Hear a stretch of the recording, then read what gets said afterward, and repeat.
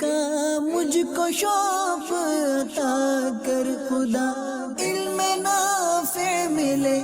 از پائے علماء، علم کا مجھ کو شوق عطا کر خدا۔ والصلاة والسلام على سید المرسلین، اما بعد فاعوذ باللہ من الشیطان الرجیم، بسم اللہ الرحمن الرحیم۔ الصلاة والسلام علیک یا رسول اللہ وعلی آلک واصحابک یا حبیب اللہ۔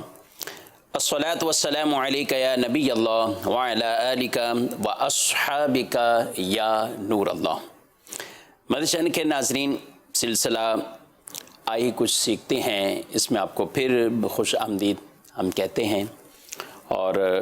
آج بھی ہم درس مسلم شریف لے کر دوبارہ حاضر ہیں انشاءاللہ العزیز۔ رسول مکرم صلی اللہ علیہ وآلہ وسلم کی حدیث مبارک فرامین آپ کے سننے کی سعادت حاصل کریں گے، اور اس کے ساتھ ساتھ حدیث مبارک کے متعلقات کچھ تشریحی کلمات انشاءاللہ العزیز ان کو سننے کی سعادت حاصل کریں گے۔ ابتداءً درود پاک کی فضیلت ہمارے پیارے نبی صلی اللہ علیہ وآلہ وسلم نے ارشاد فرمایا، جمعۃ المبارک کے دن جو مجھ پر 100 مرتبہ درود بھیجے، اللہ اس کی 100 حاجتوں کو پورا فرماتا ہے، اور ان میں سے 30 حاجتیں اس کی دنیا کی اور 70 حاجتیں آخرت کی اللہ پوری فرماتا ہے۔ اللہ کریم مجھے آپ کو کثرت سے درود پڑھنے کی توفیق عطا فرمائے، اور درود پاک کی برکتوں سے اللہ کریم ہم سب کی مشکلات کو آسان فرمائے، اور بطور خاص اس کرونا وائرس کے وبا سے رب تعالی ہم سب کی حفاظت فرمائے، ہمارے اہل خانہ، ہمارے بچوں کی حفاظت فرمائے، جو بیمار ہیں انہیں شفا عطا فرمائے۔ صلو علی الحبیب صلی اللہ تعالی علی محمد صلی اللہ علیہ وآلہ وسلم، صلاۃ و سلام علیک یا سیدی یا رسول اللہ وعلی آلک واصحابک یا سیدی یا حبیب اللہ۔ مدنی کے ناظرین، اس میں ہم حدیث پاک جسے حدیث جبرائیل کہا جاتا ہے وہ سننے کی سعادت حاصل کر رہے تھے، اور ابتدائی چند ہم نے وہ سوالات جو حضرت جبریل امین علیہ السلام نے نبی رحمت صلی اللہ علیہ وآلہ وسلم کی بارگاہ میں کیے، اور آپ نے ان کے جوابات ارشاد فرمائے، آج اس حدیث کے متن سے ہی انشاءاللہ العزیز ہم اپنا یہ درس آگے مزید آج بیان کرتے ہیں۔ جبریل امین علیہ السلام یہ اللہ کے وہ مقرب فرشتے ہیں جن کے پاس انبیاء کرام علیہم السلام کے پاس جانے کی ڈیوٹی، ذمہ داری، ان کے پاس پیغامات لے کر جانا، وحی لے کر جانا، یہ حضرت جبریل امین علیہ السلام کی ذمہ داری، یہ بھی اور دیگر اور بھی، اور یہ ان کے پاس جاتے رہے اور وحی لے کر جاتے، اللہ رب العالمین کی طرف سے جب یہ بھیجے جاتے تو یہ وہاں پہنچتے، اور دیگر انبیاء کرام علیہ السلام کے پاس حضرت جبریل امین، یہ تعداد کو شارح بخاری رحمۃ اللہ تعالیٰ علیہ نے بیان فرمایا کہ کسی کے پاس 3 مرتبہ، کسی کے پاس 4 بار، کسی کے پاس 12 مرتبہ،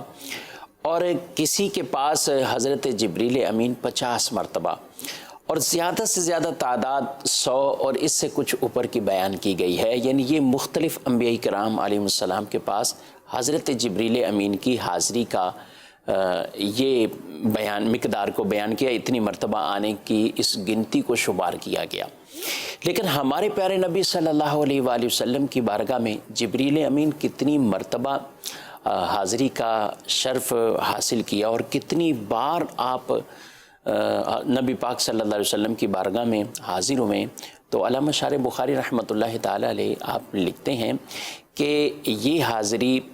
حضور علیہ السلام کے پاس 24,000 مرتبہ کی تھی۔ اللہ اکبر، 24,000 مرتبہ آپ نبی پاک علیہ السلام کی بارگاہ میں حاضر ہوئے ہیں۔ یہ جبریل امین علیہ السلام 24,000 بار اگر حاضری کو اگر دنوں پہ بھی تقسیم کیا جائے نا، کہ نبی پاک صلی اللہ تعالیٰ علیہ وآلہ وسلم کی عمر مبارک یا آپ صلی اللہ علیہ وآلہ وسلم پر جب وحی کا آغاز ہوا اور آپ نے اعلان نبوت فرمایا، اور یاد ایک اور اعتبار سے دیکھیں تو قرآن پاک کی آیات مبارکہ جس کے اندر زیادہ قول 6666 کا بیان کیا گیا کہ اتنی آیات مبارکہ ہیں، اگر ہر بار بھی ایک آیت مبارکہ بھی لے کر آئے ہوں، حالانکہ اس میں کئی مرتبہ متعدد آیات لے کر آپ حاضر ہوئے ہیں اور ان کا نزول ہوا ہے، اگر ہر بار ایک آیت بھی ہو تو 6666 یہ حاضریاں بنتی ہیں، لیکن یہ 24,000 مرتبہ یہ نبی کریم علیہ السلام کی بارگاہ میں حاضر ہوئے ہیں۔ اعلیٰ حضرت کے بھائی جان لکھتے ہیں نا، بے لقائے یار ان کو چین آ جاتا اگر، بے لقائے یار ان کو چین آ جاتا اگر، یوں نہ آتے بار بار جبریل سدرہ چھوڑ کر۔ یعنی حضور علیہ السلام کی بارگاہ میں بار بار حاضری کا جو مقصد تھا، وہ نبی پاک علیہ السلام کی زیارت بھی تھی، اور یہ یاد رکھیں کہ نبی پاک علیہ السلام کی بارگاہ میں جب آتے تو یہ دحیہ قلبی کی یہ بہت حسین خوبصورت تھے، اور ان کی صورت میں حاضری دیتے ہیں، اور جو جبریل امین کی اصل صورت ہے جس میں ان کے 600 بازو ہیں، پر ہیں، اور اس اصل صورت کے ساتھ نبی پاک علیہ السلام نے حضرت جبریل کو جبریل امین کی اصل صورت میں بھی دیکھا ہے، اور یہ 2 مرتبہ دیکھا ہے۔ اور جبریل امین آپ صلی اللہ علیہ وسلم کی بارگاہ میں جو حاضری دیتے تھے عام، تو وہ عام لوگوں کی طرح، عام انسانوں کی طرح ایک بشری کیفیات کے ساتھ وہ آتے، جس طرح کہ یہ حدیث جبریل میں یہ بیان کیا گیا کہ حضرت عمر رضی اللہ عنہ کہتے ہیں کہ وہ آدمی اچانک ہمارے اوپر ظاہر ہوئے، اور وہ چلتے چلتے حضور علیہ السلام کی بارگاہ میں بیٹھ گئے، اور نبی پاک علیہ السلام کی بارگاہ میں جب بیٹھے فَأَسْنَدَ رُكْبَتَيْهِ إِلَىٰ رُكْبَتَيْهِ وَوَضَعَ يَدَيْهِ عَلَىٰ فَخِذَيْهِ، کہ انہوں نے اپنے گھٹنوں کو رسول اللہ صلی اللہ علیہ وسلم کے گھٹنوں سے ملا دیا، اور اپنی ہتھیلیوں کو انہوں نے اپنی رانوں پہ رکھ دیا، جس طرح ہم عام طور پہ اتحیات تشہد کی حالت میں بیٹھتے ہیں۔ تو فرمائے کہ پھر انہوں نے رسول اللہ صلی اللہ علیہ وسلم سے یہ سوالات کرنے شروع کیے۔ تو آئیے بڑھتے ہیں اس سوال کی طرف۔ پہلا سوال جو کیا تو عرض کی گئی بارگاہ رسالت میں، اخبرنی عن الایمان، یا رسول اللہ صلی اللہ علیہ وسلم ہمیں ایمان کے بارے میں آپ ہمیں ارشاد فرمائے۔ اور اسی مسلم شریف کی دوسری حدیث میں کچھ کلمات مختلف مل ایمان کہہ کر یہ سوال کیا گیا۔ ایک روایت کے اندر یا رسول اللہ کے کلمات، ایک میں یا محمد صلی اللہ علیہ وسلم یہ کلمات ہیں، یعنی اس انداز سے آپ صلی اللہ علیہ وسلم سے سوالات کیے گئے۔ تو جب آپ سے پوچھا گیا ایمان کیا ہے تو رسول اللہ صلی اللہ علیہ وآلہ وسلم نے ارشاد فرمایا، ان تؤمن باللہ وملائکتہ وکتابہ ولقائہ ورسلہ وتؤمن بالبعث الآخر۔ آپ صلی اللہ علیہ وآلہ وسلم نے فرمایا کہ تم اللہ پر ایمان لاؤ، اور اس طرح یعنی اللہ پر ایمان رکھنا، ملائکہ پر، اللہ کی کتابوں پر، اور اس ملاقات پر، اس کے رسولوں پر، اور آخرت کے اٹھائے جانے پر، یہ تم ایمان اس پر رکھو۔ ایمان امن سے ہے، اور ایمان اصطلاحی طور پر ایمان کسے کہا جاتا ہے؟ یہ کہتے ہیں کہ ہر ان تمام ضروریات دینی ان کا قلبی طور پر تصدیق کرنا، اور زبان سے اس کا اقرار کرنا، ان تمام چیزوں کو ماننے تسلیم کرنے کا نام وہ ایمان ہے۔ اسلام، یہ ایمان اور اسلام، اگلا سوال چونکہ سوال وہ اسلام سے بارے میں یہاں کیا گیا ہے، تو اگلی بات کی طرف بڑھتے ہیں۔ عرض کی گئی پھر بارگاہ رسالت میں مل اسلام، یہ اسلام کیا ہے؟ تو آپ صلی اللہ علیہ وآلہ وسلم نے ارشاد فرمایا، الاسلام ان تعبد اللہ، اسلام یہ ہے کہ تم اللہ کی عبادت کرو، اور ولا تشرک بہ شیئا، اور اللہ کے ساتھ کسی کو شریک نہ ٹھہراؤ، کسی کو بھی اللہ کے ساتھ شریک نہ ٹھہراؤ۔ وَتُقِيمَ الصَّلَاةَ الْمَكْتُوبَةَ، اور فرض نماز کو قائم کرنا۔ وَتُؤَدِّيَ الزَّكَاةَ الْمَفْرُوضَةَ، اور فرض زکوٰۃ کو ادا کرنا، وَتَصُومَ رمضان، اور رمضان کے روزے رکھنا۔ یہ اسلام کے بارے میں جو چیزیں ہیں وہ یہ بیان فرمائی گئی۔ اسلام کا معنی یہ ہے کہ اپنے آپ کو سر تسلیم خم کر دینا، اپنے آپ کو کسی کے آگے جھکا دینا، یعنی اس کی اتباع اور اطاعت والے کام کرنا۔ علماء نے لکھا باہمی طور پر ایمان اور اسلام ان کے مابین کوئی فرق نہیں ہے، یعنی جو مومن ہے وہ مسلمان بھی ہے اور جو مسلمان ہے وہ مومن بھی ہے۔ ان کے مابین اس اعتبار سے کوئی فرق نہیں ہے کہ ایمان کچھ اور چیز ہے اور اسلام کچھ اور چیز ہے۔ ہاں البتہ لغت کے اعتبار سے باہمی طور پر کچھ فرق یہ بیان کیا گیا ہے کہ ایمان ان کا تعلق قلبی تصدیقات والے معاملات میں، اس لیے رسول اللہ صلی اللہ علیہ وسلم نے جب ایمان کا ذکر فرمایا تو ان چیزوں کو بیان فرمایا جن پر انسان ایمان رکھتا ہے اور قلبی طور پر انہیں مانتا ہے، ان کی تصدیق کرتا ہے۔ یہ ان چیزوں کو ذکر کیا، اللہ پر ایمان، فرشتوں پر ایمان، کتابوں پر ایمان اور آخرت کے اٹھائے جانے پر ایمان، ان چیزوں کو ذکر کیا۔ اور جب اسلام کی بارے میں پوچھا گیا تو آپ صلی اللہ علیہ وسلم نے عبادات کو ذکر فرمایا، یہاں اپنے ان عبادات کو، اعمال کو ذکر کیا۔ اللہ کی عبادت کرو، نماز کو قائم کرو، زکوٰۃ کو ادا کرو، رمضان کے روزے رکھو، یہاں ان عبادات کا تذکرہ ہوا ہے۔ تو یہ ارشاد فرمایا گیا کہ بعض نے اس کا لغت کے اعتبار سے یوں ایک فرق بیان کیا گیا ہے کہ ایمان کا تعلق تصدیقی قلبی معاملات کے ساتھ ہیں اور اسلام کا تعلق ظاہری طور پر جو اعمال بجا لائے جاتے ہیں، جو شریعت مطہرہ میں ایمان لانے کے بعد جس پر لازم اس کی عبادات کے معاملات لازم ہیں، تو اسلام سے مراد وہ عبادت کے معاملات جس میں فرائض چیزیں ہیں، جس میں یہ گواہی دینا اور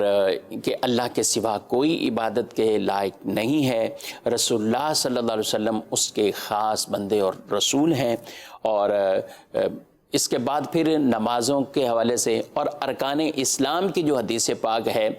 اسی باب سے آگے اس کو بیان فرمایا گیا، تو اس کے اندر ہی انہی چیزوں کو بیان فرمایا گیا کہ نبی پاک علیہ الصلوۃ والسلام نے ارشاد فرمایا بنی الاسلام علی خمس،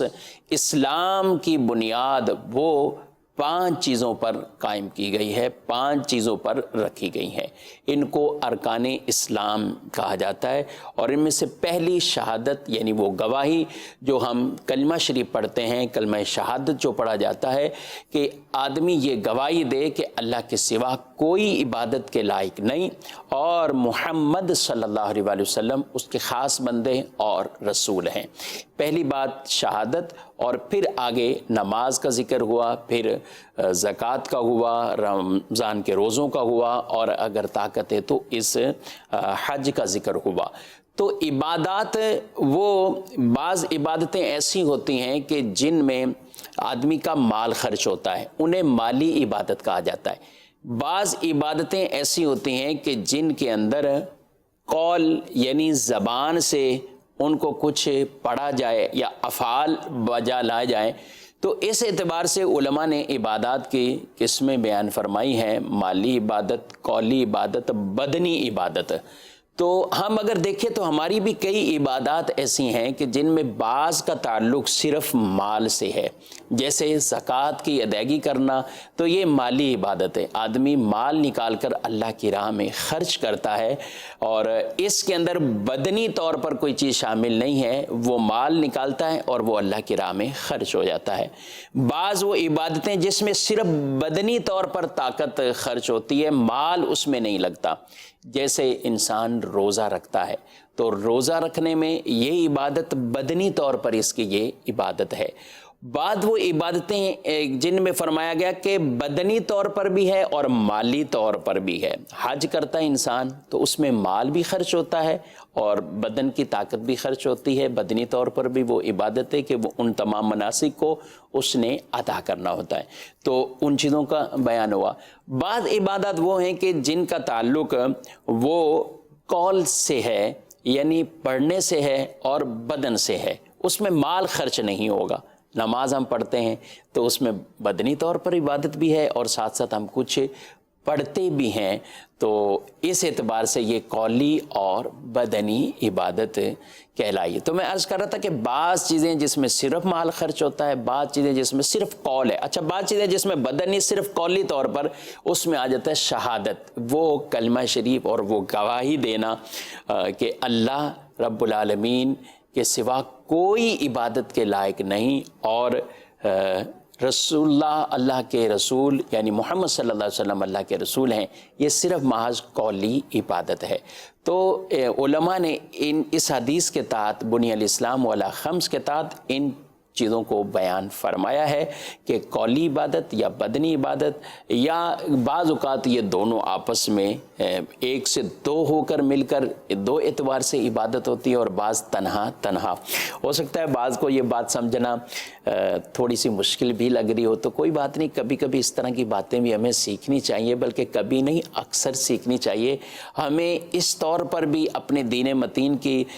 جو اس طرح کے نکات اور خوبصورت باتیں نا، تو اس میں اپنے آپ کو مصروف رکھیں گے تو انشاءاللہ کئی ایسے مشاغل اور فضولیات کے اندر انسان جو اپنے وقت کو برباد کر رہا ہوتا ہے، تو جب ادھر علمی طور پر کوئی اضافہ ہوتا ہے، کوئی نئی چیزیں ہمیں آتی ہیں، تو انشاءاللہ پھر دل اور عبادت کے اندر لگتا ہے۔ جی ہاں، یہ بات تو طے ہے کہ جب آدمی کے علم میں اضافہ ہوتا ہے تو عبادت کے اندر اس کا انشاءاللہ مزید اس کا دل بھی وہ لگتا رہے گا۔ تو علماء نے لکھا ایمان اور اسلام ان میں باہمی طور پر اصطلاحاً کوئی فرق نہیں ہے، لغت کے اعتبار سے یہ فرق کیا گیا ہے کہ ایمان کا تعلق قلبی تصدیقات اور اسلام کا تعلق وہ اعمال کے اعتبار سے ہے۔ بعد نے بڑے ایک مختصر جملے میں بھی اس کو بیان کیا کہ ایمان یہ ہے کہ اللہ کو ماننا، اور اسلام یہ ہے اللہ کی ماننا، یعنی جمیع اعتبار سے جو احکامات ہیں ان سب کو ماننا، ان پر عمل کرنا، یہ گویا کہ اسلام کا یہ حسن بیان فرمایا گیا ہے۔ تو یہ ایمان اور اسلام سے متعلق ان چند باتوں کو ذکر فرمایا۔ اس کے بعد نبی رحمت صلی اللہ علیہ وآلہ وسلم سے اگلا سوال کیا کہ یا رسول اللہ صلی اللہ علیہ وآلہ وسلم اخبرنی عن الاحسان، آپ ہمیں احسان کے بارے میں بتائیں۔ تو حضور اکرم صلی اللہ علیہ وآلہ وسلم نے ارشاد فرمایا ان تعبد اللہ کأنک تراہ، کہ تم اللہ کی عبادت ایسے کرو گویا تم اللہ کو دیکھ رہے ہو، اللہ کی عبادت ایسے کرو گویا تم اللہ کو دیکھ رہے ہو۔ اور فَإِنَّكَ إِلَّا تَرَى فَإِنَّهُ يَرَاكَ، اور اگر تمہاری کیفیت یہ نہیں، یعنی تم نہیں دیکھ سکتے، تو کیا فرمایا فَإِنَّهُ يَرَاكَ، پھر اپنا یہ تو گمان بنا لو کہ اللہ تمہیں دیکھ رہا ہے، اللہ تمہیں دیکھ رہا ہے۔ اور دوسری روایت میں یہ کلمات فَإِن لَمْ تَكُنْ تَرَاهُ فَإِنَّهُ يَرَاكَ، اور اگر تم یعنی نہیں دیکھ سکتے، نہیں دیکھ پاؤ، تو پھر یہ گمان تو لازمی کرو کہ اللہ تمہیں دیکھ رہا ہے۔ اس بات میں نیکی کی اس حقیقت کو بیان کیا گیا ہے، اور علامہ نووی رحمۃ اللہ تعالیٰ علیہ نے، علامہ ملا علی قاری رحمۃ اللہ تعالیٰ نے اس حدیث کے تحت بہت خوبصورت اور پیارے نکات بیان فرمائے ہیں کہ آدمیوں کے اندر بھی کیفیات مختلف ہوتی ہے، بعض عام عوام اور بعض خاص افراد، اور بعض ان خاص سے بھی زیادہ اخص ہوتے ہیں، بالکل خاص سے بھی زیادہ، یعنی عام خاص اور بعض خواص بالکل اخص ترین، یا اس کو عام نارمل طریقے سے سمجھنے کے لیے یوں کہہ لیں کہ ایک عام عوام، بعض وہ کہ جو علماء کی صحبت میں رہنے والے، عالم نہیں ہیں لیکن علماء کی صحبت اختیار کرنے والے، تو وہ ان عام لوگوں سے علمی طور پر ترقی والے ہوتے ہیں، اچھائی والے، بہتری والے ہوتے ہیں، تو یہ دوسری کیٹیگری۔ اور پھر بعد اس سے زیادہ جو خود عالم ہیں اور اس منصب پر ہیں، یہ اس اعتبار سے، یا دوسرے اس اعتبار سے دیکھیں کہ ایک عام عوام، دوسرا وہ آدمی کہ جو عام لوگوں سے بڑھ کر کچھ عبادات کے معاملات وہ کرتا ہو، فرائض پڑھتا ہے، نوافل، اور یہ کرنے بھی چاہیے، اس کے ذریعے آدمی کو اللہ کا قرب ملتا ہے۔ اچھا، اس سے اوپر پھر اللہ کے اولیاء کرام، کہ جنہوں نے اپنی زندگیوں کو ہی گویا کہ عبادت الہی کے لیے، اللہ کو راضی کرنے کے لیے وقف کر دیا۔ تو علامہ ملا علی قاری رحمۃ اللہ تعالیٰ علیہ نے لکھا کہ 3 طرح کی آدمی کی کیفیات ہیں، تو ان کی عبادت کے معاملات میں بھی فرمایا کہ وہ اسی طریقے سے، اس انداز سے ہم اس کو دیکھیں کہ بعض وہ ہوتے ہیں کہ جو درجے میں کیفیت کے اعتبار سے عبادت کی حقانیت اور عبادت کی حقیقت، یعنی کس طریقے سے ان کو عبادت کو کما حق ہو بچا لانا ہے، تو ان کے درجات بھی مختلف ہوتے ہیں۔ یہاں ایک تشبیہ دے کر یہ کہا گیا ہے کہ عبادت ایسے کرو جیسے تم اللہ کو دیکھ رہے ہو، اور اگر یہ کیفیت نہیں ہے تو یہ تو گمان کر لو کہ اللہ تمہیں دیکھ رہا ہے، اللہ تمہیں دیکھ رہا ہے۔ تو جب آدمی کی یہ کیفیات بن جائیں کہ اللہ دیکھ رہا ہے، اللہ دیکھ رہا ہے، تو پھر اس کی کیفیت کیا ہونی چاہیے؟ مثال کے طور پر بلا تشبیہ، آج اگر کوئی آدمی کسی بڑے کے پاس جاتا ہے، کسی افسر کے پاس جاتا ہے، کسی بڑے عہدے والے کے پاس جاتا ہے، کسی ملک کے بڑے عہدے والے، وزیر اعظم، وزراء، ان کے پاس جائے، دنیاوی اعتبار سے جس کا عہدہ بہت بڑا ہے اس کے پاس جائے، تو اس کی کیفیات بہت چینج ہو جاتی ہیں۔ وہ وہاں بات کرنا، وہاں ٹھہرنا، کلام کرنا، یہ تو خیر میں نے بہت اگر دنیاوی اعتبار سے دیکھیں اوپر مثال دے دی، لیکن عام بھی اگر دیکھیں، کوئی اپنے باس کے پاس جاتا ہے، اپنے اساتذہ کے پاس جاتا ہے، یا پیر و مرشد کی بارگاہ میں ہی حاضری ہو، تو کیفیات کچھ تبدیل ہو جاتی ہیں۔ آدمی اپنے آپ کو سنبھالنے کی کوشش کرتا ہے، اپنی وضاقتہ کو دیکھتا ہے، موبائل فون تو جانے سے پہلے ہی اس کو سائلنٹ کرے گا یا بند کرے گا یا کہیں رکھ دے گا، یعنی کوئی بھی ایسا عمل نہیں کرے گا جس کی وجہ سے جس کے پاس جانا ہے نا تو وہ کوئی ناراض نہ ہو یا ان کو کوئی ایسا ناگواری والا معاملہ نہ ہو، یہ انسان کوشش کرتا ہے۔ تو بلا تشبیہ علماء نے یہ بات سمجھائی اور تفہیم کی ہے کہ یہاں پر جو حدیث پاک میں فرمایا گیا تو اس میں یہ کہ اگر تم دیکھ لو تو تمہاری کیا کیفیت ہو، اور یہ اگر نہیں دیکھ سکتے تو پھر یہ تو گمان لازمی طور پر کہ اللہ تو دیکھ رہا ہے، اللہ تو دیکھ رہا ہے۔ میں یہاں ایک اور مثال بھی عرض کرنا چاہوں، ہم کہیں دیکھتے نا کیمرے کی آنکھ تمہیں دیکھ رہی ہے، تو انسان بڑا سنبھل جاتا ہے، کرنا اس کو پہلے بھی کچھ نہیں تھا لیکن پھر بھی محتاط ہوتا ہے۔ کیوں؟ کہیں بھی لکھا ہوا کیمرے کی آنکھ تمہیں دیکھ رہی ہے تو بڑا اپنے آپ کو وہ سنبھالنے کی کوشش ہوگی، سب کچھ احتیاط کے ساتھ معاملات ہوں گے۔ بلا تشبیہ عرض یہی کرنا چاہوں کہ جب انسان اپنے گمان کے اندر یہ چیز داخل کر لے اور پختہ انداز میں داخل کر لے کہ اللہ دیکھ رہا ہے، تو پھر صرف نماز ہی نہیں، نماز کے بعد بھی اس کا یہ تصور قائم رہے گا اور وہ کئی گناہوں سے وہ آدمی اپنے آپ کو بچا لے گا، کئی گناہوں سے اپنے آپ کو بچا لے گا۔ تو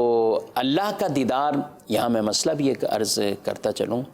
دنیا کے اندر جاگتے ہوئے وہ نبی پاک صلی اللہ علیہ وسلم کا خاصہ ہے کہ آپ صلی اللہ علیہ وسلم نے اللہ کا دیدار کیا ہے۔ آپ کے علاوہ کسی کو دیدار الہی جاگتے ہوئے نہیں ہے، خواب کی صورت میں ممکن، اور کئی بزرگوں کے ساتھ یہ معاملہ ہوا بھی کہ ان کو خواب میں اللہ کا دیدار ہوا۔ آخرت میں قیامت کے دن جنت میں یہ روایات میں موجود ہیں کہ اللہ کا دیدار ہوگا، اور انشاءاللہ العزیز اللہ ہمارے ایمان اور ہمارے اسلام کی حفاظت فرمائے اور ہمارا دنیا سے خاتمہ جو ہو وہ ایمان کی حالت میں ہو، پیارے نبی صلی اللہ علیہ وسلم کی غلامی میں ہو۔ انشاءاللہ العزیز مومن کا داخلہ وہ جنت میں ضرور ہوگا اور اللہ کا دیدار بھی انشاءاللہ وہ ضرور ہوگا۔ تو یہاں جو بات عرض کرنے کا مقصد کہ اس سے مراد ہوتا ہے کہ ایسی وہ انوار کی تجلیات میں یا مشاہدات کے درجے میں آدمی اپنے آپ کو ایسا انہماک کے ساتھ نماز کو ادا کرنے والا ہو۔ کئی بزرگوں کے بارے، حضرت علی رضی اللہ عنہ، ان کے بارے میں آتا کہ ان کے جسم کے اندر ایک تیر جو ہے وہ پیوست تھا اور اس کو نکالنے کی کوشش کی گئی، لیکن تکلیف اس قدر تھی کہ وہ نکال نہیں پا رہے تھے، اور لیکن کہتے ہیں کہ جب انہوں نے نماز شروع کی اور نماز کی حالت میں ان کا انہماک اس قدر ہوتا تھا، اللہ اکبر، یعنی اس درجے کے ساتھ وہ اعلیٰ ترین جو عبادت کا درجہ ہے اس انداز سے وہ رب کے حضور کھڑے ہوتے، اور کہا کہ اس دوران ہی وہ تیر ان کا جو نکالا گیا تو انہیں کچھ خبر بھی اس کی نہ ہوئی کہ ان کے جسم سے جو لگا ہوا تھا وہ جدا ہو چکا ہے۔ اس طرح اور کئی ایسے بزرگوں کے واقعات ہیں۔ امام بخاری رحمۃ اللہ تعالیٰ علیہ، ان کے بارے میں کہ ان کو بھیڑ مسلسل ڈنگ مار چکا تھا اور جس سے جسم کے اندر مختلف جو ہے وہ سوزش آ گئی، لیکن آپ سے پوچھا کہ آپ کو تو کہا میں نماز میں تھا، مجھے خبر نہیں ہوئی اس انداز، یعنی یہ بھی انداز رہے۔ اور بھی ایک موقع پر انصاری صحابی رضی اللہ عنہ، نبی پاک علیہ السلام نے ان کو کھڑا کیا تھا کہ تم لشکر کی ذمہ داری تمہارے اوپر ہے، تم حفاظت کرو۔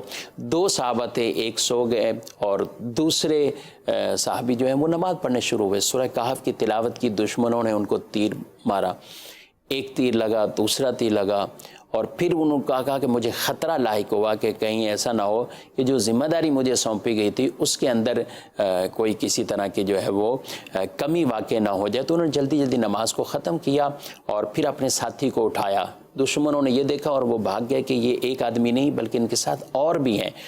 تو جب وہ دوسرے صحابی ان سے پوچھنے لگے، اللہ کے بندے آپ کو تیر لگا ہے اور آپ نے اس طور پر بھی نماز کو جاری رکھا، تو انہوں نے فرمایا میں نے سورہ کہف کی تلاوت کی شروع کی تھی اور میں یہ پسند نہیں کر رہا تھا کہ سورت کی تلاوت میں نے شروع کی ہے اور ختم کرنے سے پہلے ہی میں نماز کو اپنی کمپلیٹ کر دوں، تو یہ تیر کے خوف یا نیزوں کے خوف اس سے بغیر ہی وہ اپنی نماز کو جاری رکھے ہوئے۔ تو یہ کئی بزرگوں کی ایک لمبی فہرست ہے کہ وہ نماز کے اندر کس اعلیٰ غلبے کے ساتھ اور اعلیٰ درجے کی کیفیات کے ساتھ، انہماک اور توجہ کے ساتھ نماز کو ادا کرتے۔ اللہ نے قرآن پاک میں بھی جو مومنین کی صفات کو بیان فرمایا، جن پر کہا گیا کہ وہ جنت کے وارث ہیں، وہ جنت میں داخل ہوں گے، ان کی صفات میں سے یہ صفت بھی بیان کی ہے، قد افلح المومنون الذین هم فی صلاتہم خاشعون، کہ بے شک وہ مومن کامیاب ہوئے جو اپنی نمازوں میں گڑگڑانے والے ہیں، جو اپنی نمازوں میں ڈرنے والے ہیں۔ اللہ نے ان کی تعریف فرمائی ہے۔ اور نماز کے خشوع خضوع کا معاملہ کم از کم ہم تو اس درجے کا ضرور اختیار کر سکتے ہیں کہ اپنے ظاہری طور پر، ظاہری لباس کے طور پر اپنے آپ کو اچھا بہتر بنا لینا، طہارت اچھے انداز سے کر لینا، اور نماز کو جیسے پڑھنے کا حکم ہے کہ ہم قیام کے اندر ہیں تو ہماری نگاہ کہاں پہ ہونی چاہیے، رکوع میں ہیں، سجدے میں ہیں، یعنی اور دیگر تمام طرف سے اپنی توجہ ہٹا کر اگر اس کا مرکز عبادت کو سامنے رکھا جائے اور اس انداز سے عبادت کی جائے تو پھر اس کا دیکھیے یہ پریکٹس ہوگی، اور آپ تھوڑا سا اس کو کر کے دیکھیے اور کچھ دن کر کے دیکھیے، آپ یقین مانیں ذہنی طور پر سکون ملے گا آپ کو، آپ سکون بالکل آپ اس کیفیت میں آ جائیں گے۔ کیونکہ جب آدمی نماز میں بھی دنیاوی معاملہ سوچتا رہتا ہے نا تو وہ ریلیکس نہیں ہو پاتا، اس کو وہ سکون اطمینان نہیں ملتا، حالانکہ نماز تو سکون والی چیز ہے، اطمینان آ جائے اور قلبی طور پر ایک راحت نصیب ہو جائے۔ آپ اس انداز سے نماز کو وہ پڑھ کے دیکھیں تو انشاءاللہ آپ کو ایک قلبی طور پر اور ذہن کے اعتبار سے آپ کئی الجھنوں سے انشاءاللہ وہ پاک اور صاف ہو جائیں گے، اور پھر نماز کے بعد بھی یہ اس طرح کی سکون والی کیفیات وہ برقرار رہیں گی۔ آگے نبی پاک صلی اللہ علیہ وآلہ وسلم نے جب یہ درجہ عبادت کو بیان کیا تو اس کے بعد انہوں نے پھر سوال کیا کہ یا رسول اللہ صلی اللہ علیہ وآلہ وسلم متی الساعہ،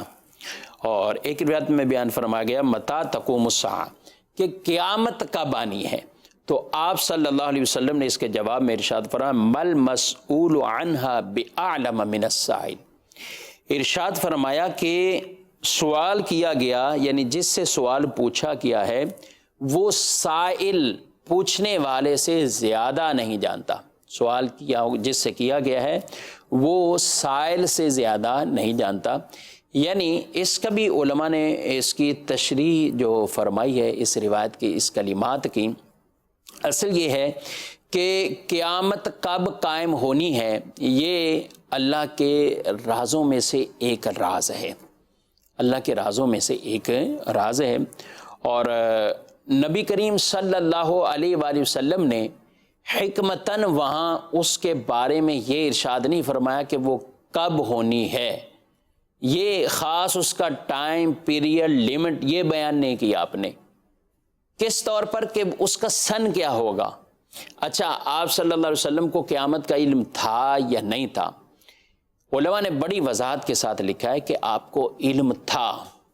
اور اللہ کی عطا سے آپ جانتے ہیں، اللہ کی دی ہوئی طاقت سے، اللہ کے دیے ہوئے علم سے آپ کو یہ بھی علم تھا کہ قیامت کب قائم ہونی، لیکن آپ نے بتایا کیوں نہیں؟ تو اس میں حکمت یہ پوشیدہ، ایک بات تو یہ کہ رب نے قرآن میں قیامت سے متعلق ارشاد فرمایا ہوا ہے کہ وہ اچانک قیامت آنے والی، اچانک آئے گی۔ اچھا، یہ بھی روایات کے اندر یعنی اس کا ایک وہ جو راز کیا تھا پیچھے، وہ اس وجہ سے کہ اگر یہ بتا دیا جاتا تو پھر کہیں لوگ اور غفلت کا شکار نہ ہو جائے کہ ابھی بہت ٹائم پڑا ہوا ہے، لمبا پیریڈ ہے، تو اس طور پر اس کو آپ علیہ السلام نے مخفی رکھا۔ اچھا، دن بتا دیا کہ جمعے کا دن ہوگا، محرم شریف کا وہ مہینہ ہوگا، تاریخ بتائی کہ 10 محرم جمعہ کا دن، اور ساتھ اس کا مہینہ بھی بیان کر دیا۔ پیچھے رہا سن وہ نہیں بیان کیا کہ وہ کون سا سال ہوگا، اس چیز کو آپ صلی اللہ علیہ وسلم نے راز میں وہ رکھا۔ اور یہ قیامت سے متعلق ہمارا یہ عقیدہ ایمان ہے کہ آپ صلی اللہ علیہ وسلم سے کئی صحابہ نے بھی قیامت قائم کب ہونی ہے، قیامت کب ہونی ہے، تو آپ نے اس کے جو جواب میں کلمات ارشاد فرمائے وہ اعمال کی طرف ان کو ترغیب دی ہے، اور قیامت کے انتظار کرنے کے حوالے سے کچھ اس طرح کے کلمات بھی ارشاد فرمائے۔ اچھا، نشانیوں کو بکثرت آپ صلی اللہ علیہ وسلم نے بیان کیا، تو جب انہیں نشانیاں پتہ ہیں اور جبریل امین اس کے بعد نشانی کا ہی سوال کر رہے ہیں، تو نشانی انہی سے پوچھی جاتی ہے جن کو اس کے متعلق احوال معلوم ہو۔ تو آپ صلی اللہ علیہ وسلم کا یہاں یہ جواب دینا وہ اس وجہ سے تھا کہ یہ عام لوگوں کی جو محفل لگی ہوئی ہے اور لوگ جو اس میں بیٹھے ہوئے ہیں، تو اس کا اس وقت جواب وہ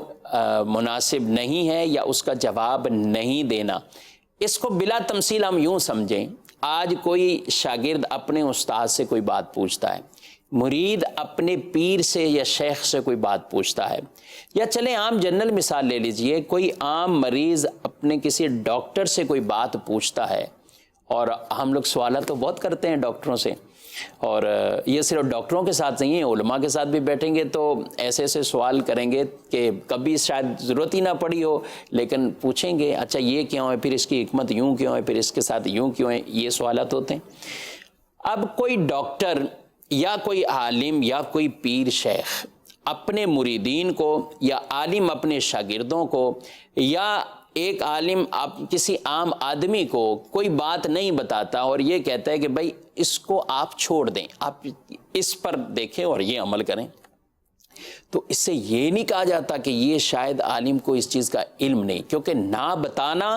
علم نہ ہونے کی دلیل نہیں ہے، وہ نہ بتانا کسی اور حکمت کی وجہ سے بھی ہوگا۔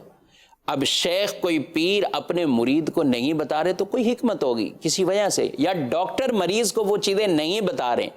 تو کوئی حکمت ہوگی کسی وجہ سے، ہو سکتا ہے وہ اسی کو پریشانی سے نکالنے کے لیے نہ بتا رہے ہو، اگر وہ اس کی حقیقت بتا دیں تو مریض مرض سے تو شاید کچھ نہ ہوتا، لیکن ڈاکٹر سے سننے کے بعد اس کی کیفیات کچھ اور ہوئی تھی، کیونکہ ہم جب خوف والی خبریں سنتے ہیں تو خوف طاری ہو جاتا ہے اور کیفیات خراب ہونا شروع ہو جاتی ہیں۔ تو اچھی خبر سنیں، اچھی باتیں سنیں تو اس کا طبیعت پہ بھی کچھ ایسے اثرات جو کہ وہ مرتب ہوتے ہیں۔ اسی طرح بری باتیں سنیں یا بری خبریں سن لیں تو طبیعت کے اندر بھی ایک عجیب سی کیفیت ہو جاتی ہے۔ تو کسی کو کوئی چیز نہ بتانا عدم علم کی دلیل اس کو نہیں کہا جاتا کہ علم ہی نہیں تھا، وہاں کئی اور حکمتیں بھی ہوتی ہیں، کچھ اور بھی چیزیں ہوتی ہیں جن کی بنا پر ان کو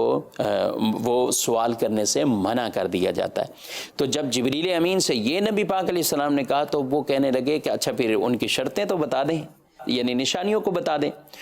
تو حضور علیہ الصلوۃ والسلام نے فرمایا میں آپ کو اس کی کچھ نشانیاں بتاتا ہوں، اور آپ صلی اللہ علیہ وسلم نے پھر ان کی نشانیوں کو بیان کیا اور ارشاد فرمایا کہ اذا رأیت المرأة تلد ربها فذاک من اشراطها، کہا کہ جب تو دیکھے کہ لونڈی اپنے مالک کو جنے، اس کو پیدا کرے، مالک کو جنے، یہ قیامت کی نشانیوں میں سے ایک نشانی ہے۔ آگے فرمایا اذا کانت العراۃ الحفاۃ رؤوس الناس فذاک من اشراطها، کہ جب ننگے بدن ننگے پاؤں ایسے لوگوں کو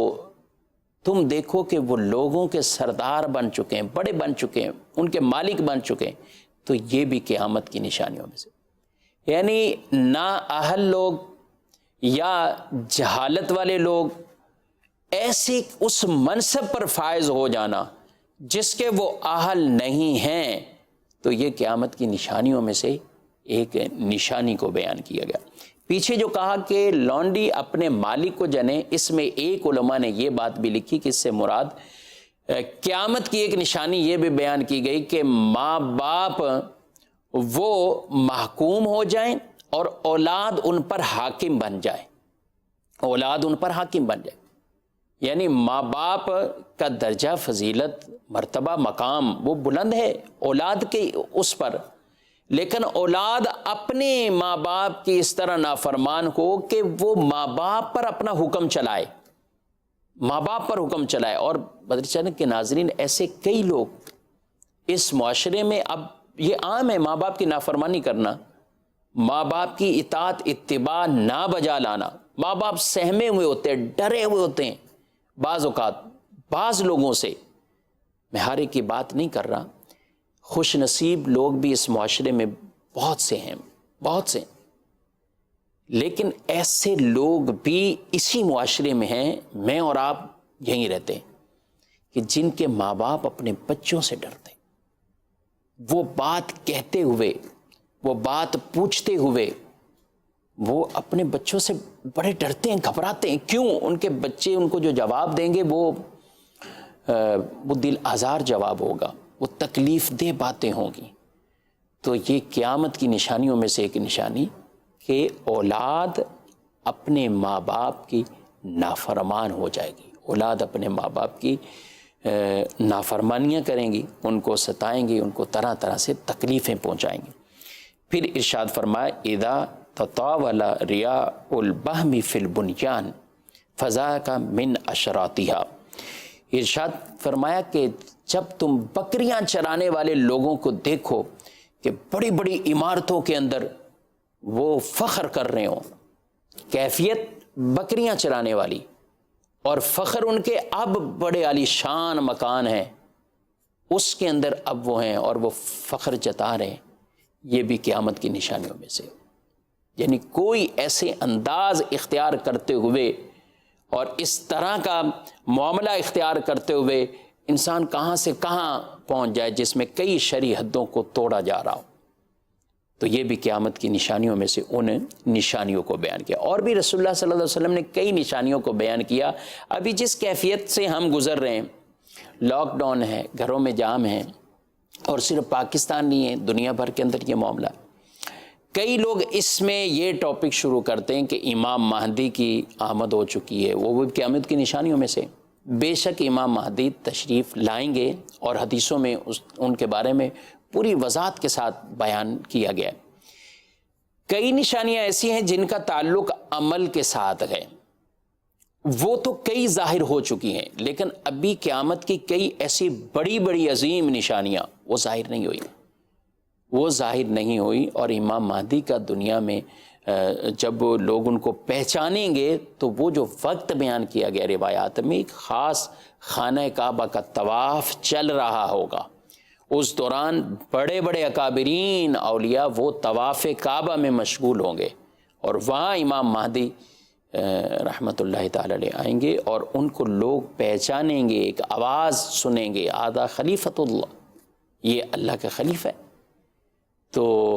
پھر امام مہدی کے اوپر پھر لوگ کی بیعت کریں گے، اور یہ پورا ایک اس کا تسلسل کو بیان کیا گیا، روایات میں ان نشانیوں کو اس انداز سے بیان کیا گیا۔ تو یہ مطلقاً یہ کہہ دینا، تھوڑا سا اس طرح کا معاملہ دیکھ لینا تو یوں ہو چکا ہے، امام مہدی آ چکے ہیں، اور اپنی طرف سے اس طرح کی باتوں اور ویڈیوز کو بنا کر لوگ سوشل کر دیتے ہیں اور وائرل کرتے ہیں، اور پھر کئی لوگ اس میں پریشانیوں میں آتے ہیں۔ تو قیامت کی کئی ایسی نشانیاں جو عمل سے تعلق رکھتی ہیں وہ کئی ظاہر ہو چکی، اور جو بڑی بڑی علامتیں اور نشانیوں کو بیان کیا گیا وہ ابھی ظاہر نہیں ہوئی، اور ان میں سے امام مہدی رحمۃ اللہ تعالیٰ علیہ کے حوالے سے بھی یہ ہے۔ اچھا، جب نبی پاک علیہ السلام نے یہ چند شرطوں کو بیان کیا، اور پھر اس کے بعد آپ صلی اللہ علیہ وسلم نے قرآن پاک کی آیت مبارکہ کو بیان فرمایا، ان اللہ عندہ علم الساعۃ وینزل الغیث ویعلم ما فی الارحام وما تدری نفس ماذا تکسب غدا وما تدری نفس بأی ارض تموت ان اللہ علیم خبیر۔ ارشاد فرمایا کہ بے شک اللہ کے پاس ہی قیامت کا علم ہے۔ یہ قرآن پاک کی آیت مبارکہ ہے، اور بالخصوص جس آیت کو علوم خمسہ پر مشتمل آیت مبارکہ کہا جاتا ہے، یہ وہ آیت مبارکہ جن میں وہ 5 چیزوں کو بیان کیا کہ قرآن نے بیان کیا اس کا علم اللہ کے ہی پاس ہے۔ فرمایا بے شک اللہ کے پاس ہے قیامت کا علم، اور جب بارش کب برسنی ہے اس کا علم بھی، اور پیٹ میں کیا ہے، بیٹا ہے بیٹی ہے، اس کا علم بھی، اور جو کچھ انسان کل کیا کرے گا اس کا علم، اور اسے موت کس جگہ آنی ہے اس کا علم، یہ اللہ کے پاس ہے۔ فرمائے ان اللہ علیم خبیر، اللہ علم والا ہے اور خبردار ہے۔ یہاں ان 5 چیزوں کو جو بیان کیا گیا، اب میں یہاں یہ بات بطور خاص یہ بھی عرض کرنا چاہوں گا کہ نبی پاک علیہ الصلوۃ والسلام نے پھر قرآن کی اس آیت کو تلاوت فرمایا۔ عقیدہ حضور علیہ السلام کے بارے میں کیا ہے؟ دیکھیے، عقیدہ علوم میں یہ خمسہ ہوں یا اس کے علاوہ دیگر علم، ہمارا عقیدہ اس بارے میں یہ ہے کہ اللہ رب العالمین نے اپنے پیارے نبی صلی اللہ علیہ وآلہ وسلم کو تدریجاً 23 سال کے عرصے میں جو نزول وحی کا وہ ٹائم پیریڈ تھا، وہ نزول وحی کے جو اوقات تھے، 23 سال کا یہ عرصہ تھا، تو تدریجاً اللہ نے اپنے نبی کو یہ غیب کا علم عطا فرمایا۔ جب قرآن کا نزول مکمل ہوا تو غیب مصطفیٰ صلی اللہ علیہ وسلم یعنی نبی پاک علیہ السلام کے علم غیب کا یہ سلسلہ بھی اپنے تام کو پہنچا اور مکمل ہوا۔ تو 23 سال کے عرصے میں تدریجاً آپ کو یہ علم عطا کیا گیا، اور ما کان و ما یکون، جو پہلے ہو چکا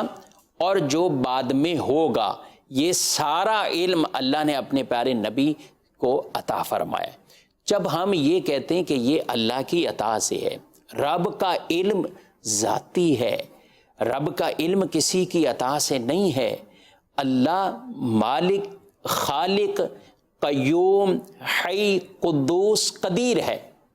یہ رب کی شانیں ہیں۔ تو رب تعالی وہ کسی کا محتاج نہیں، لیکن انبیاء اکرام، اولیاء، فرشتے، مخلوق، ہم سب اللہ کی بارگاہ کے محتاج گئے، رب کا کسی کا محتاج نہیں۔ تو اتنا ایک واضح جب فرق بیان کیا جاتا ہے تو پھر کیوں معاذ اللہ اس پر کہا جاتا ہے کہ یہ شرک ہو گیا، یہ معاملہ ہو گیا؟ نہ، شرک یہ ہے، ارے اللہ رب العالمین کی ذات میں یا صفات میں کسی اور کو رب کے علاوہ واجب الوجود ماننا یا ان کو اس صفات میں شریک ماننا، یہ شرک ہے۔ ہم کہاں اس طرح بات کر رہے ہیں؟ ہم تو کہہ رہے ہیں انبیاء محتاج ہیں اللہ کی بارگاہ کے، رب نے انہیں جو عطا فرمایا ہے، تو پھر رب کے خزانوں میں تو کوئی کمی نہیں، رب نے دیا انہیں۔ اور یہ قرآن کی جو یہ آیت مبارکہ جن میں علم غیب سے نفی کی گئی ہے، ان سے کیا مراد؟ تو میں آپ سے یہ عرض کروں گا، کسی صحیح عالم دین سے اس کی توجیہ تو پوچھیں، سمجھنے کی کوشش تو کریں۔ جہاں بیان کیا گیا ہے علم غیب نہیں، اس سے مراد یہ ہے کہ ذاتی طور پر علم نہیں، ذاتی طور پر علم نہیں ہے۔ اور اگر ہم یہ نہ کہیں تو پھر جو ایسی آیتیں ہیں جن کے اندر علم کے بارے میں بیان کیا گیا، پھر ان کا آپ کیا جواب دیں گے؟ اللہ قرآن میں ہی فرماتا ہے وَعَلَّمَكَ مَا لَمْ تَكُنْ تَعْلَمْ، آپ جو نہیں جانتے تھے اللہ نے آپ کو علم عطا فرمایا۔ اللہ قرآن میں ہی ارشاد فرماتا ہے الرحمن علم القرآن، یہ رحمان ہے جس نے قرآن کا علم عطا فرمایا ہے، اور قرآن اللہ نے اپنے محبوب کو سکھایا اور علم دیا، اور قرآن کے بارے میں یہ فرمایا گیا کہ جس میں کوئی ایسی چیز نہیں ہے خشک تر میں سے کہ جس کا ذکر قرآن میں یوں نہ ہو۔ تو یہ سارے علم اللہ نے اپنے محبوب کو دیا۔ اچھا چلیں، آیتیں صرف یہ نہیں، اور بھی آیتیں کہ وَمَا هُوَ عَلَى الْغَيْبِ بِضَنِينَ، اور یہ غیب بتانے پر بخیل نہیں۔ یہاں یہ بیان کیا گیا بخیل نہیں، مطلب بتاتے ہیں تو کون؟ اب یہ یعنی ان کو علم بھی دیا گیا ہے اور یہ آگے بتانے میں بھی وہ بخیل نہیں، بلکہ یہ خبریں بھی عطا فرماتے ہیں۔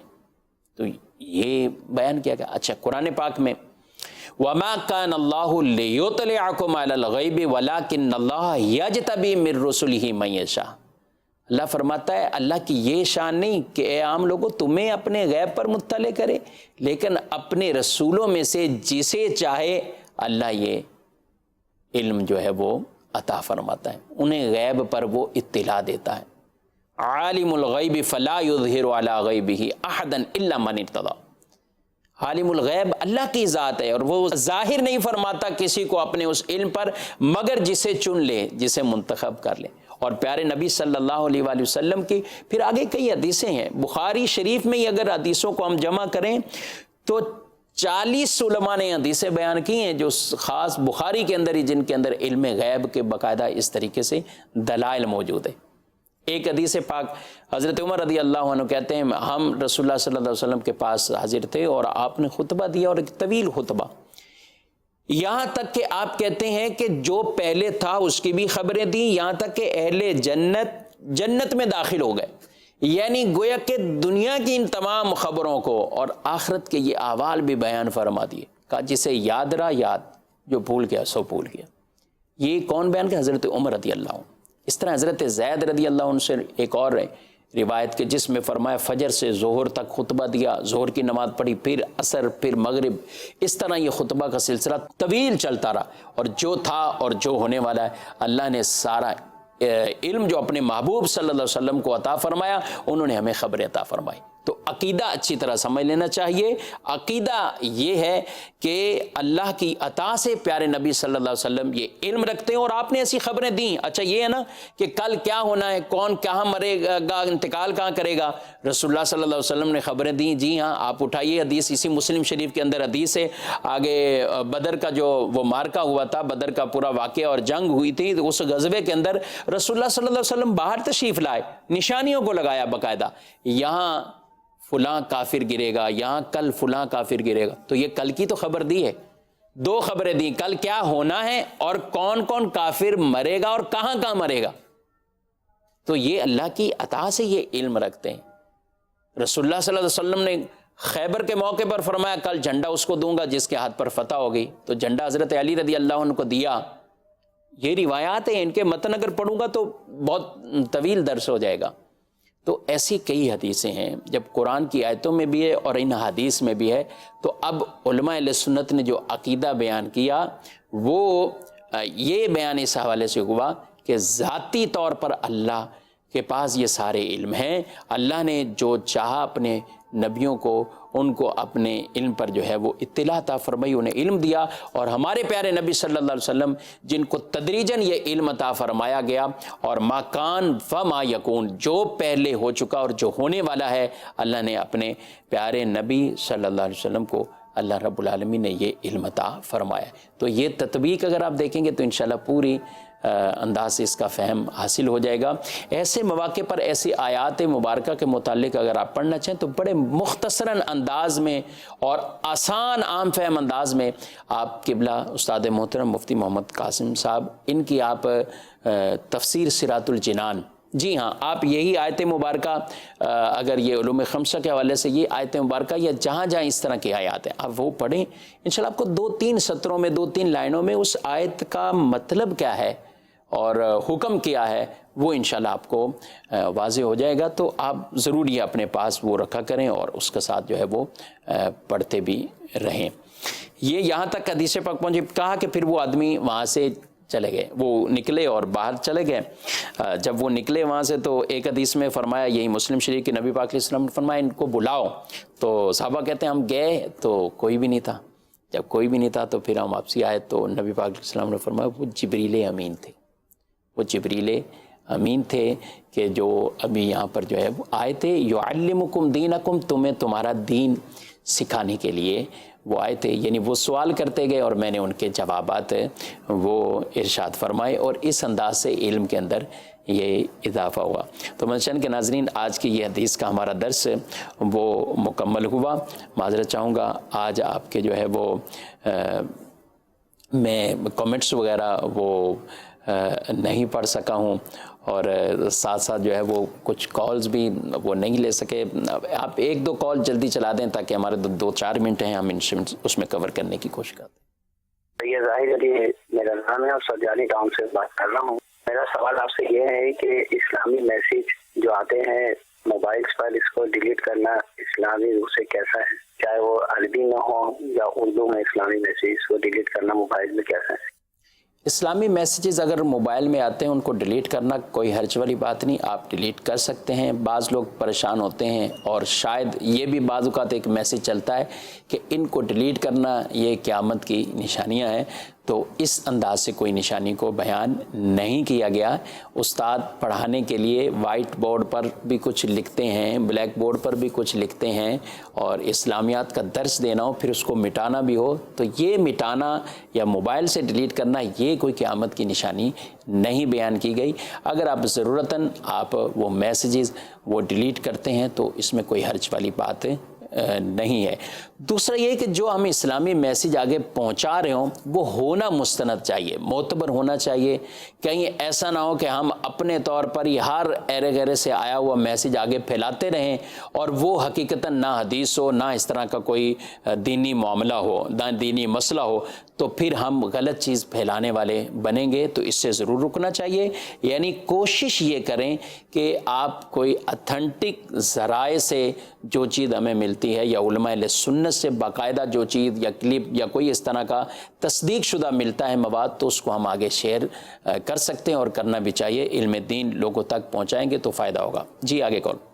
مدرشد بول رہا ہوں گجرانوالہ پاکستان سے۔ میرا سوال یہ ہے کہ یہ پرائز بانڈ لیتے ہیں، کیا یہ شرعی طور پر یہ جائز ہے یا ناجائز ہے؟ پرائز بانڈ جو خریدنا اور اس پر انعام وغیرہ جو نکلتا ہے یہ بالکل جائز ہے، اس میں کوئی ناجائز پہلو نہیں ہے۔ یعنی جن چیزوں سے شریعت نے منع کیا ہے، سود ہو یا دھوکہ ہو یا رشوت کا پہلو ہے یا اور جو حرام چیزیں بیان کی گئی ہیں، وہ ان پرائز بانڈ کے اندر نہیں پائی جاتی، کیونکہ اس میں جو نفع ہے وہ مشروط نہیں ہے۔ پرائز بانڈ اور اس میں پیسہ آپ کا ڈوبتا نہیں ہے کہ جوے کے اندر چلا جائے، کہ آپ نے پیسہ لگایا اور پیسہ آپ کا ڈوب جائے گا، ایسا نہیں ہوتا۔ جو پرائز بانڈ آپ کے پاس ہے آپ اس کو کیش کرواتے ہیں، کبھی بھی آپ کا پیسہ آپ کے پاس ہے۔ اس پر جو انعام ہے وہ مشروط نہیں ہے، تو سود بھی نہیں ہے، یہ جوا بھی نہیں ہے، اور کوئی اور بھی پہلو اس میں نہیں پایا جاتا۔ لہذا عام جو سادے پرائز بانڈ جس طرح وہ چلتے ہیں ان کو بالکل لینا یا اس پر انعام یہ بالکل جائز ہے۔ اور اس نکلی ہوئی انعام کی رقم سے بعض لوگ پوچھتے ہیں نیکی کے کام کرنا، تو بالکل آپ کر سکتے ہیں، چاہے حج کریں، عمرہ کریں اور کئی اپنے معاملات مسجدوں کو دیں، تو اس لیے پرائز بانڈ میں کسی طرح کا کوئی حرج والا معاملہ نہیں ہے۔ یہاں ایک بات عرض کروں، ایک ایسا پرائز بانڈ جو 40,000 روپے والا ابھی کچھ عرصہ پہلے ہی پریمیم کے نام سے پرائز بانڈ ہے، جو باقاعدہ جس پر نفع مشروط ملتا ہے، یعنی انعام نکلے یا نہ نکلے وہ نفع والی ہی صورت ہے، تو وہ 40,000 والا پرائز بانڈ اس کا